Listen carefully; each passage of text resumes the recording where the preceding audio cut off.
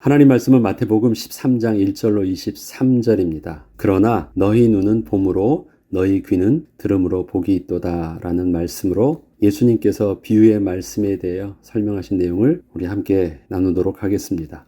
마태복음에서 마태가 계속해서 예수님에 대한 행적을 기록함에 있어서 특징적인 것 중 하나가 있는데, 예수님의 행적이 한 날 한 장소에서 일어난 사건이 아님에도 불구하고 계속해서 그 내용들을 연결지어 이끌어가고 있는 것입니다. 마태는 시간과 장소가 다른 개별적 사건을 기록함에 있어서 그때 그날에 거기서 떠나서 또 예수께서 이렇게 말씀하실 때 등에 계속해서 다양한 그 접속 단어나 접속 어구를 통해서 앞에서 일어났던 사건들과 또 당시 상황들을 계속 연결시켜서 다음의 내용을 바라보게 하고 있습니다. 이것은 이전의 사건들을 알고 있어야 그 배경 하에서 지금 예수님께서 왜 이렇게 말씀하고 계신지 예수님의 말씀의 의도를 제대로 이해할 수 있기 때문이었습니다.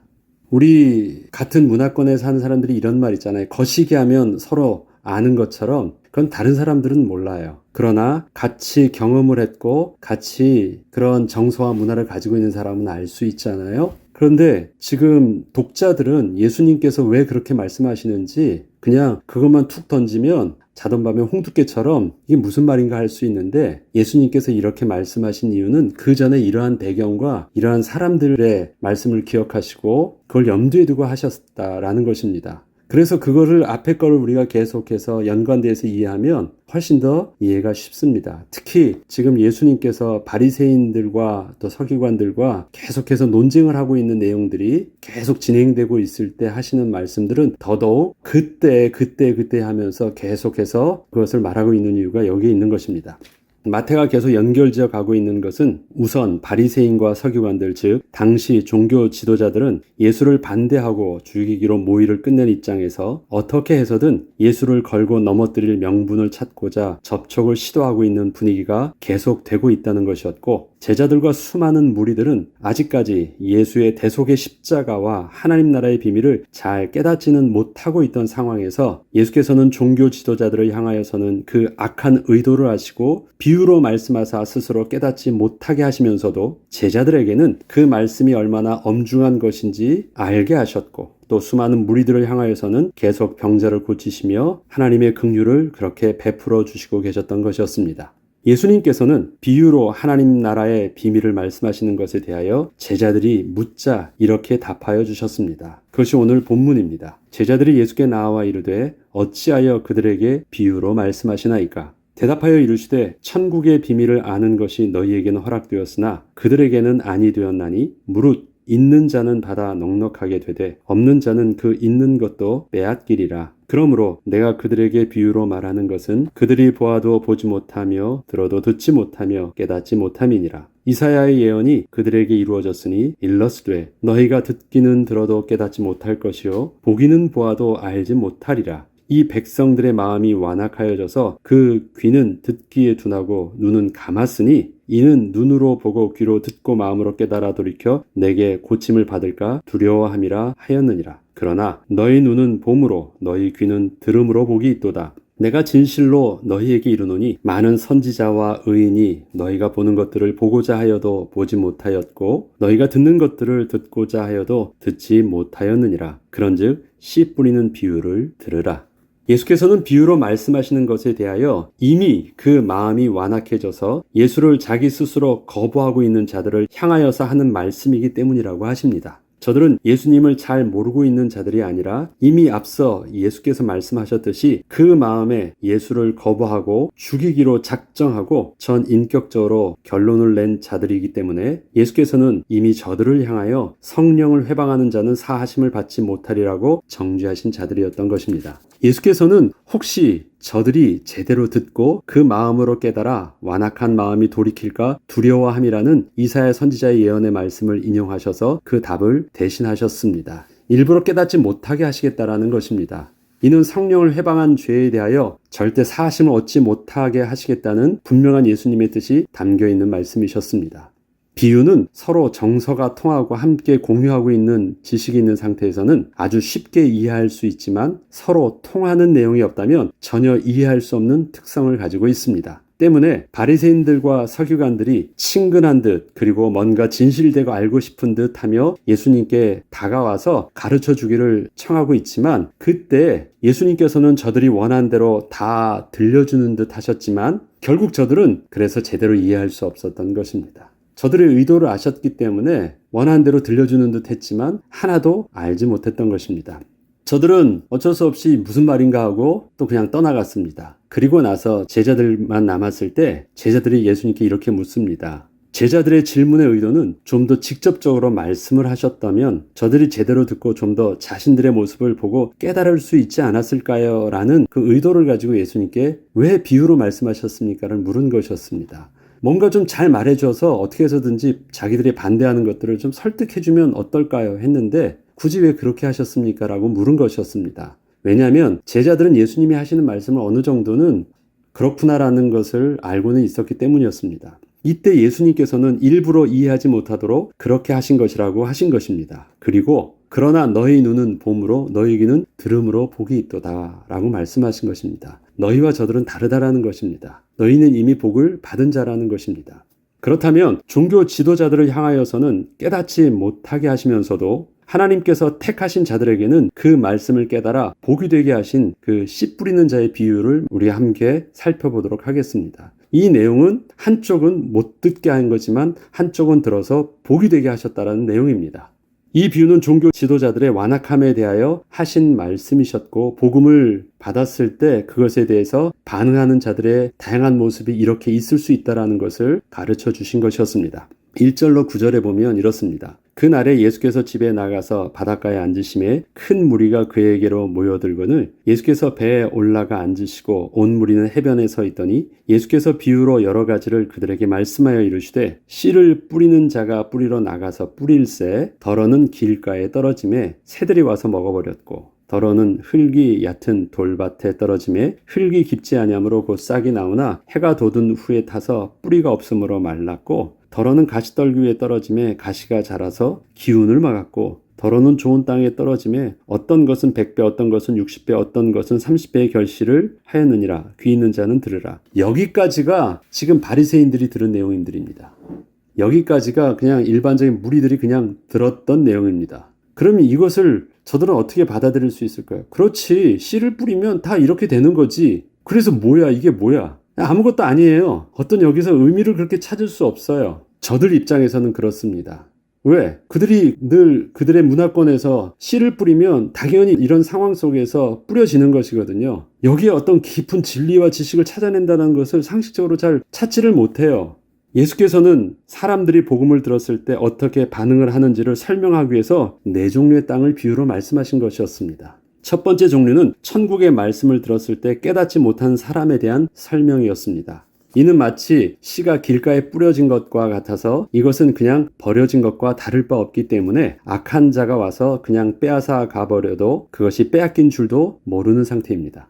씨 뿌리는 자는 길가에 뿌려진 씨에 대해서는 전혀 기대조차 하지 않습니다. 사실 예수를 대적하고 있는 바리새인들과 서기관들은 여기에 속해 있었던 것입니다. 예수님은 저들에 대해서 관심이 없다는 것입니다.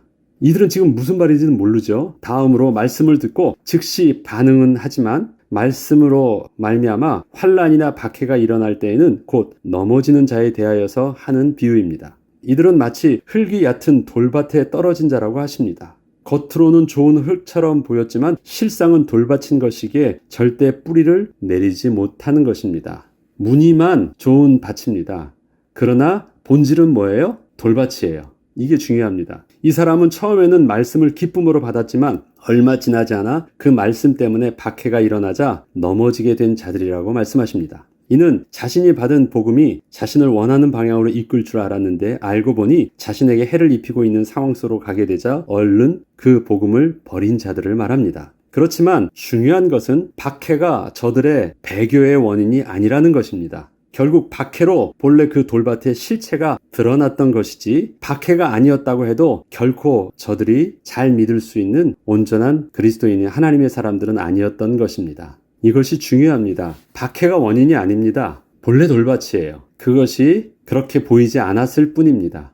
이는 예수 그리스도의 복음을 받았으나 예수 그리스도의 십자가 복음을 받은 것이 아니라 자신을 구원하고 병을 고치는 정치적 메시아를 기대한 것이었기에 예수 그리스도의 십자가 앞에서 결국 다 떠나게 된 자들이었습니다. 따지고 보면 길과 별반 다르지 않았던 것입니다. 다음으로 말씀을 들으나 세상의 염려와 재물의 유혹에 말씀이 막혀 결실하지 못하는 자에 대한 비유입니다. 이것은 얼핏 보면 밭의 문제가 아닌 것처럼 보입니다. 밭은 그저 피해자일 뿐 스스로 억울하다고 변명할 수 있을 것처럼 보입니다. 그런데 중요한 것은 씨가 이미 뿌리가 내려져 있던 가시떨기 위에 뿌려졌다라는 것입니다. 다시 말해서 처음부터 그 땅은 가시떨기 밭이었던 것입니다. 이는 돌짝밭처럼 가시떨기 밭인 것입니다.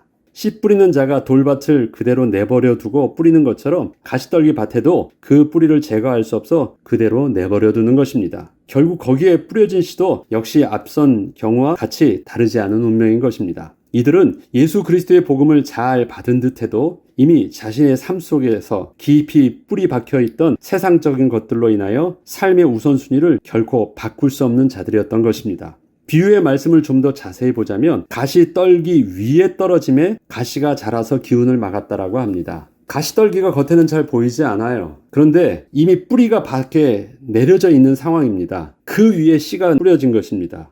여기서 가시가 자랐다는 것은 이미 가시떨기 뿌리가 깊이 박혀 있었기에 씨가 뿌리를 내릴 수 없어 가시나무가 자라는 기운을 이길 수 없었던 것입니다. 이에 대해서 저들은 가시떨기의 가지가 나의 성장을 막고 있어서 그런 것이라 하며 억울하다고 핑계를 대겠지만 지금 얼핏 밖에서 보면 어떻습니까? 가지가 위에서 이렇게 막고 있기 때문에 내가 못 간다고 하잖아요. 겉으로는. 그런데 실질적인 것은 뭐예요? 가시떨기 가지가 막기 전에 이미 먼저 된 것이 있었어요. 그 밑에 뿌리가 내려져 있는 것이 있었어요. 그래서 가시떨기 가지 때문이 아니라 이미 그 마음에 허용되었던 뿌리를 바뀌고 있었던 그 뿌리 때문에 아무것도 할 수 없었던 것입니다.